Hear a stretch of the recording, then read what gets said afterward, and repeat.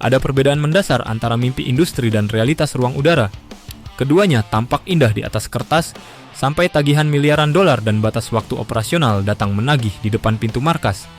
Juni 2026 menjadi titik balik itu. Indonesia secara resmi menyudahi drama kemitraan 10 tahun dalam program KEF 21 Boramae.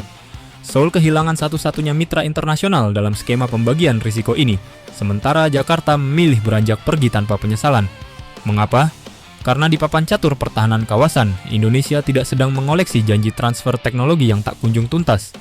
TNI Angkatan Udara butuh taring yang siap menggigit hari ini, bukan jet tempur yang masih terjebak dalam birokrasi dan ketidakpastian.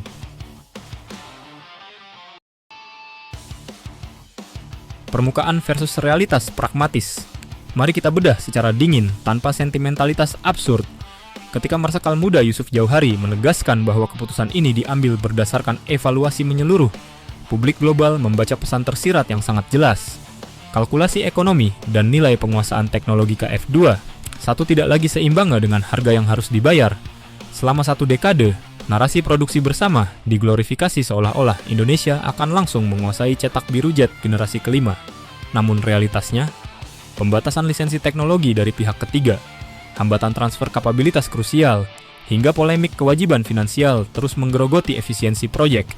Menghabiskan anggaran miliaran dolar untuk menjadi passenger di proyek negara lain, jelas bukan gaya diplomasi pertahanan Indonesia saat ini. Mundur dari skema risiko bersama dan beralih menjadi pembeli pragmatis adalah langkah yang tidak hanya rasional, tapi juga berkelas.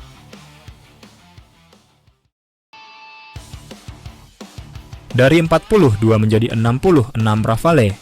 Dan inilah plot twist yang membuat para pengamat militer regional menarik napas panjang. Keluar dari KF-21 bukan berarti anggaran pertahanan kita menguap begitu saja. Justru sebaliknya, dana tersebut dialihkan langsung untuk memperkuat armada yang sudah jelas wujudnya.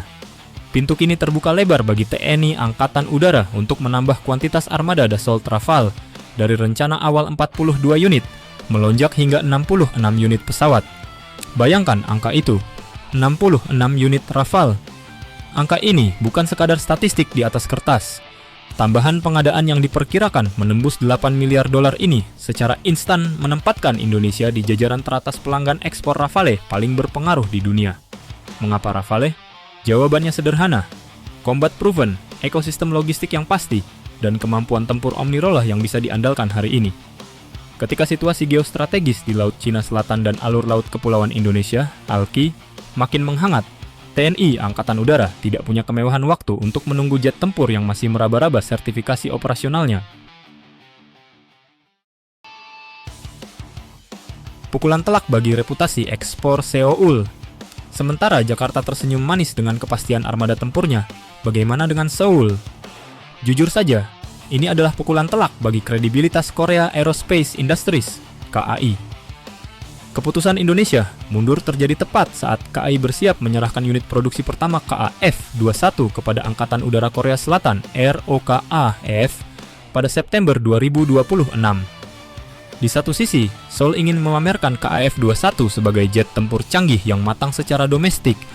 Namun di sisi lain, kenyataan bahwa mitra strategis utamanya memilih kabur menunjukkan adanya kerentanan sistematis dalam model bisnis ekspor pertahanan mereka. Efek domino dari keputusan Indonesia ini dipastikan menjalar ke calon pembeli lain di Asia Tenggara dan Timur Tengah. Negara-negara seperti Malaysia, Filipina, Uni Emirat Arab, hingga Thailand kini tentu memasang mode wait and see. Jika mitra pengembangnya saja memilih hengkang dan membeli Rafale, mengapa mereka harus buru-buru mempertaruhkan anggaran negara untuk produk yang kehilangan penjamin risikonya? Peta kekuatan udara Indo-Pasifik. Secara geopolitik, keputusan ini menegaskan doktrin baru pertahanan udara Indonesia, efisiensi penangkalan kawasan. Memiliki 66 unit Rafale yang terintegrasi penuh dengan rudal udara ke udara jarak jauh Meteor serta sistem peperangan elektronik Spectra, jauh lebih menakutkan bagi potensi ancaman luar dibandingkan memiliki armada racikan bersama yang kapabilitasnya masih terisolasi oleh batasan lisensi. Indonesia menunjukkan maturitas dalam bernegosiasi. Kita tidak lagi bisa diikat oleh romantisme proyek bersama jika hasilnya tidak memberi leverage politik dan militer yang nyata. Keputusan memotong kerugian, cut loss, pada KF-21 dan melipat gandakan taruhan pada Rafale adalah bukti bahwa Jakarta memainkan catur pertahanan tingkat tinggi.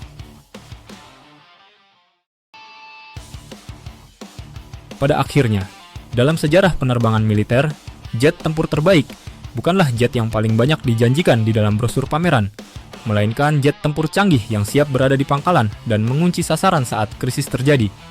Indonesia telah menentukan pilihannya secara tegas, meninggalkan ketidakpastian, dan mengamankan dominasi udara dengan platform pilihan terbaik. Bagaimana menurut Anda? Apakah langkah meninggalkan KF-21 demi 66 unit Rafale ini adalah manuver tercerdas TNI Angkatan Udara dekade ini? Tulis analisis tajam Anda di kolom komentar.